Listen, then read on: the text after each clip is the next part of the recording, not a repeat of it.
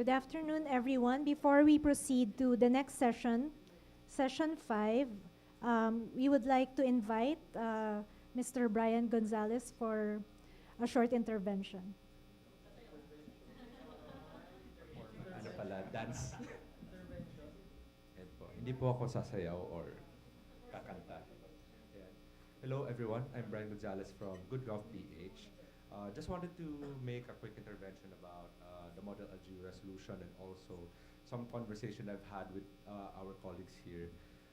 Because I think this is also an opportunity not just to have an LGU resolution adopted, but also to use this as a basis for other forms of intervention at the local level. For example, the information that we have right here in this resolution can actually serve as a basis not only for as the sentiment of our local government units, but also for the statements of our local CSO networks. Also, I think my colleague from GoodGovPH, Dexter Young, will discuss later on how, for example, us young people, we have, for example, the youth governance institutions, the SKs, the LYDCs, that can also use or make use of information in this LGU resolution to push for the enactment of a national law on the right to information. But also at the same time, since we are expecting our LGUs and also our local CSO networks to work on this RTI localization. Sorry, nasanay na. Maybe that could also serve as a good opportunity to push for example, there are some LGUs that have FOI ordinances, but they have yet to formulate their IRRs, their implementing rules and regulations, because I don't think we should just stop with a resolution or a statement. I think this should be a rallying cry, not only for our national lawmakers, but also for our local organizations to push for stronger implementation of our RTI or FOI initiatives at the local level. Since a lot of us are already mapping out local government units with FOI ordinances, I think this would also be a good opportunity for that. So while we're pushing for an LGU resolution, it's good that I actually saw that there are some briefers here. This could actually be, what's the proper term, laymanized or simplified, so that, for example, when we bring it to the grassroots level, to our community, at the community level, we can inform them, oh, for example, your LGU has its own LGU, FOI ordinance, but it has yet to be implemented. Maybe this will also serve as an opportunity for them to get involved.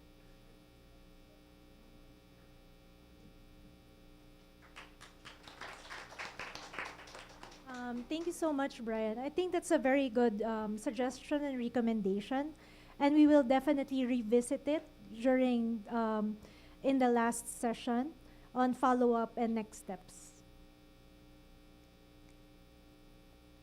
And now we proceed to session 5. So far, we have covered the legislative context, the strategy, the regional targets, and the model resolution. What we have not heard yet is the perspective of advocates who have actually moved FOI resolutions through local councils, who have built the relationships, navigated the Sanggunian process, secured sponsors, and shepherded resolutions to adoption. This is what this session is for. It is my privilege to introduce our first speaker, Ms. Malu Mangahas of Right to Know Right Now Coalition. You want to sit?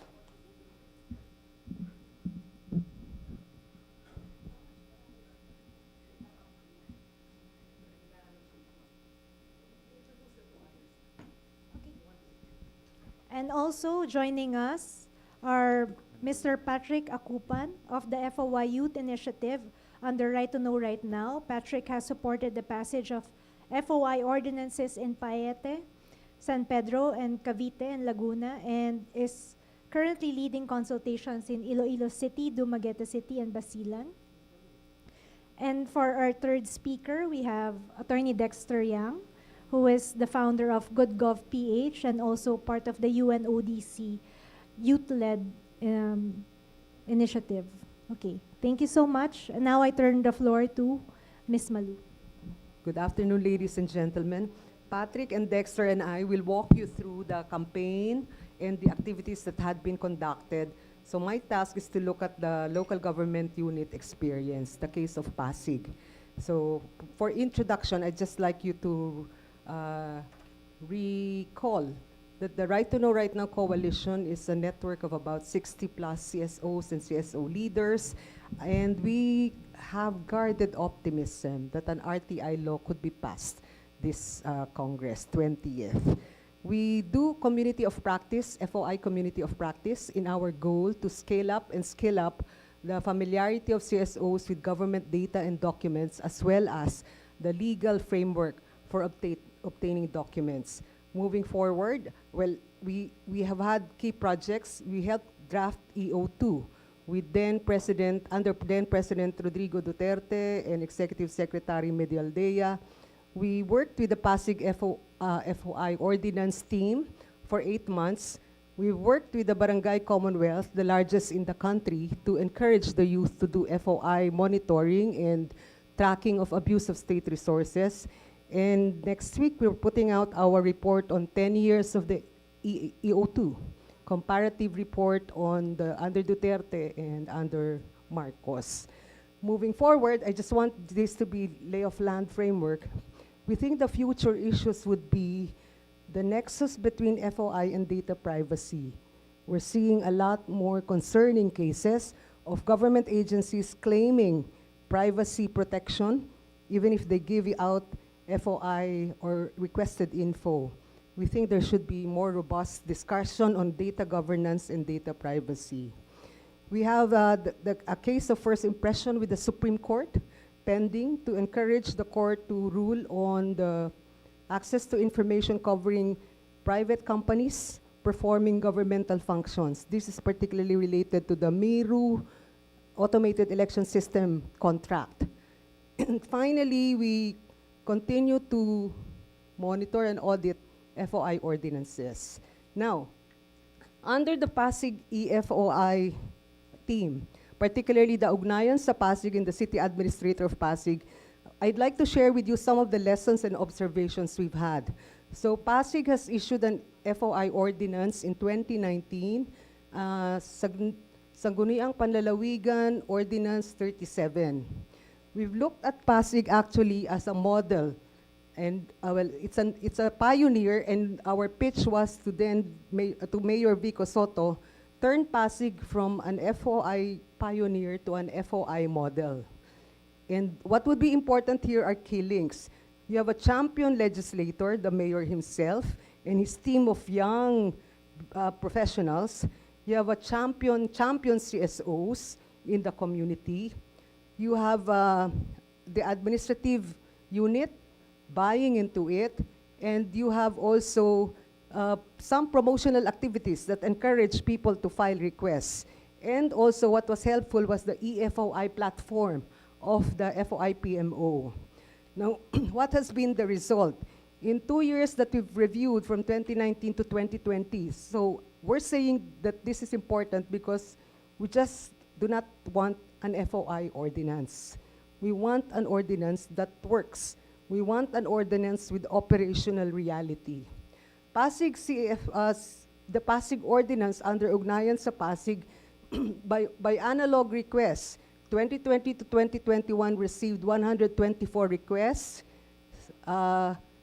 Actually, in 2020, 76 requests. In 2021, 64 were denied.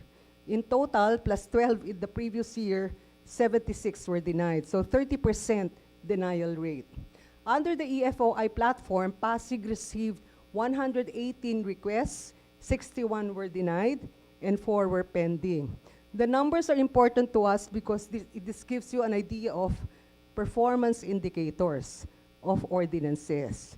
So we have 110 right now, and we want to look at which ordinances are actually working, which do not have implementing rules and regulations, which do not have a team that's working on it, except those as delegated FOI receiving officers. So the reality is, actually, we think there's more to look at in terms of the ordinances. They're very good, but they're not a very good complete project. They would be very good if we could look at not just the policy, but the personnel, the process, and the implementation results, outputs and outcomes. So you will see here that there were also some issues concerning the citizens. Okay, so we know that the fear factor is evident, or the worry about its additional work. If you have an FOI ordinance or if you have an FOI law, that's not really something to be scorned at because it's real. But there's something also that we notice about the citizens, okay? So what were the requests that were problematic? Some were unclear, others were unreasonable. Data are not all available or organized. There's not enough personnel and too much work to do. This is coming from the people of Pasig. We've had several FGDs with them. And some units in the LGUs are not responsive. You know about bureaus or teams, offices under one LGU or under one agency, and they don't share data. There are firewalls all over. Data connectivity must be improved and information must be digitized. Some citizens do not understand what FOI is about and what are reasonable requests. So we've had several sessions with the community groups, including the tricycle drivers, mothers, barangay residents, and we're saying that, you see, FOI is not about turning government into a research agency. FOI is not about government serving as help desk. FOI is not about government actually being the recipient of complaints about freedom of speech or right of reply. It should not be there. FOI is not about doing witch hunt. So these are all important because the citizens, as well as people in government, we believe should be mobilized both. There's beauty to co-created ordinances, but I think largely this involved two parties, champions in government and champions in CSOs. Where are the people? That's the problem. We believe really that FOI and all other laws for that matter, transparency and accountability, are a supply-demand chain equation. If government is not ready, it cannot be promising too much. If government is only ready with PDF files, it cannot actually serve the value of an FOI law. Nonetheless, so we're seeing that the right to information is so important. This is the Pasig Ordinance, and then Patrick, the next frame. This was passed because even the mayor himself was studying abroad for his grad school, and he was saying he started writing on journals. We wanted him to pass that journal around so that it could be a reference document for local officials wanting to do FOI. So what did we do with Pasig? There is a so-called right to information law that would assess the overall strength of an RTI, whether it's national or ordinance. To be fair, this RTI framework applies to national laws. What we saw in Pasig is there has to be some adjustments. So there are 65 indicators, 150 points total, your maximum, including coverage of the following topics: right to access, scope of access, requesting procedures, exceptions and refusals, appeals process, sanctions and procedures, promotional measure. Now, overall, from a score maximum of 150 points, we adjusted it to 104 because for a local ordinance, there would be some use case problems. For example, the request would be about police officers who had been involved in a crime. But you know that the national-local nexus in Philippine government is a bit different. You request with the DILG or the PNP, they're not locally, although under supervision of the mayor cannot be releasing data. Same thing with the DepEd. Although the DOH has been decentralized, so those are specific things we're seeing. Now, in the case of Pasig, out of a score of 104 adjusted, Pasig scored 78. Not really a bad score because when we looked at the EO2, sorry, Danica, EO2 scored only 47 to 91 if it's improved further using the RTI rating.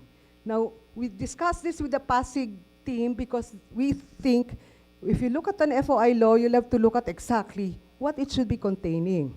Now, some of the problematic sections would be the problem of decision maker. Regime change happens in local government units every 3 years. So, if the mayor who was the advocate of FOI changes, then it could become a deadwood law, which means it will not exist anymore for the time being. The decision maker in most of the ordinances ultimately would be the mayor or the governor. Now, if you test FOI as a public accountability tool, you might want to see the SALN or asset records of our local government executives. And if they are decision makers, they probably would feel uncomfortable releasing their SALN. So what we did with Pasig was to propose that there should be a TWG composed of a few more independent persons. So long and short of it, we think Pasig is really a beautiful story that could serve as a model. It's not a perfect model yet, but it has learned a lot of lessons. And there's a lot of goodwill among people in Pasig about why they are so proud. They must be so proud they have an FOI ordinance. There's a lot of expectations on the part of the citizens that Pasig is an all-right government in terms of transparency. But not all of them really know what are the bounds or the limits to FOI. Next week, we're putting out a report on 10 years of the EFOI under EO2, and I'll give you a preview, but generally what we're seeing are some bright spots and some concerning areas. About 250,000 requests were filed over the last 10 years, split between the Duterte and the Marcos admin. Glenda Marie is here, our co-researcher in this project, a UPLB masteral student. And apart from that, about 130,000 analog requests. So about 380,000, not something to scoff at. Really fantastic. And the agencies that receive the biggest number of requests are agencies topped by the DOH, the PSA, the SSS, the DOLE. And what are the requests telling us? The requests are telling us that citizens want service delivery, immediate, which means it's not really, there's appreciation for FOI, but appreciation for it actually centers on personal info needs, which tells us maybe that the agencies are not working hard enough or fast enough. So it becomes a bypass for getting government service. That's not the spirit of FOI yet. And then there are the cellar dwellers in terms of action taken on requests. And you might be, like me, anticipating that the agencies with the biggest budgets, the most sensitive information, are the most stingy when it comes to acting on FOI requests. So I'll end on that note, and then Patrick could fill you in on what we did with Barangay Commonwealth. Thank you very much. I hope it helped. Patrick.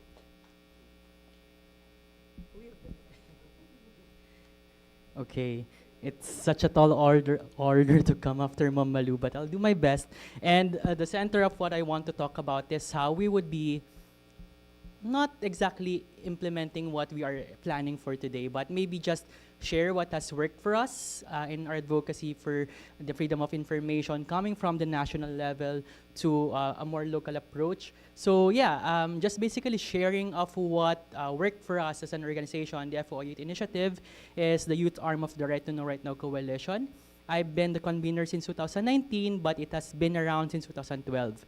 What we are basically is an organization for the campaign of the freedom of information. So it's existing on that premise that we are to campaign for FOI. But, you know, on the absence of an FOI law or an active legislative campaign for FOI, what do? We are part of what Malu is saying or mentioning earlier about a community of practice that extends more than just the campaign, but about how citizens would actually make use of information. So, Ma'am Malu has already mentioned that for Pasig City, the context could be different. It could be, you know, if you don't know yet, Pasig City's FOI ordinance is a mix of both access to info, but also a grievance mechanism. It's in the same office. While it's a good, you know, thing to mix those things together, if you would see the request, it is heavily skewed on the grievance mechanism part and not on the access to info part. That's good to be celebrated, but that's, I believe, out of scope of what we believe in for advocacy. While that's Pasig City, earlier and in the handouts that were given to you, it will lead you to thinking about the messaging strategy. They're asked 3 questions. Parang, what are the top 3 local problems in your city? And earlier we were discussing that it couldn't be the same thing for all of the Philippines because just per Quezon City and Pasig, both existing in NCR, have different realities. And we'll go by sharing what we have learned by engaging Barangay Commonwealth. But before that, this is our footprint in engaging LGUs. So we have supported the LGU as a member of the Right to Know Right Now Coalition. We also have presence in Quezon City, precisely in its biggest barangay, not only in the city but in the Philippines. Would you believe that their budget is almost 200 million? A barangay. So that's why it's really important for us to, not think of the barangay, even the smallest political unit, to be lowly, because these are political units with access to wide resources. So we'll tell you more about what we have done in Commonwealth. Then in Iloilo City, we worry that the FOI is being used as a political tool. So through the connections of our friend Brian, he has linked us to a local journalist based in Iloilo who asked for our comments because there are 2 competing versions of the FOI bill in Iloilo. One is filed by an admin councilor and the other is filed by an opposition. While we are inherently, by nature, supportive of opposition figure, analysis of the bill of the ordinance as an advocate would, mas nagustuhan ko yung admin because it has a lot more, substance and it's more clear on that and etc. So other places like City of Dumaguete, the province of Basilan, and my home province, Laguna. So really, what we want to show here is that we don't just focus on the reach, but we want that there's a focused attention to the LGUs that we help, because what we do is we help build the policy, but we make sure that the government is also equipped when it passed their LGU, and it won't be as effective if there's no civil society presence in that. Okay? And so we share the process of what we do. So we first start with the network mapping, and then area assessment, policy intervention, and support implementation. These are very vague steps that could have several to-do lists under them, but we'll share how we do it. No? So in network mapping, we would often see these kinds of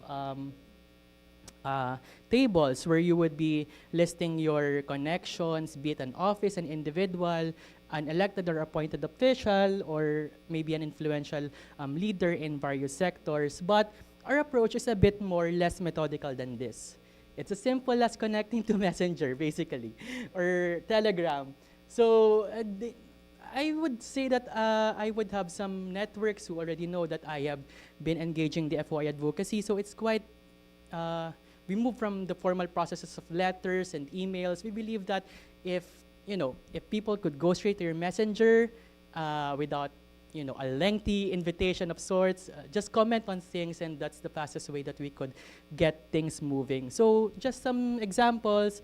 So this is in my home municipality.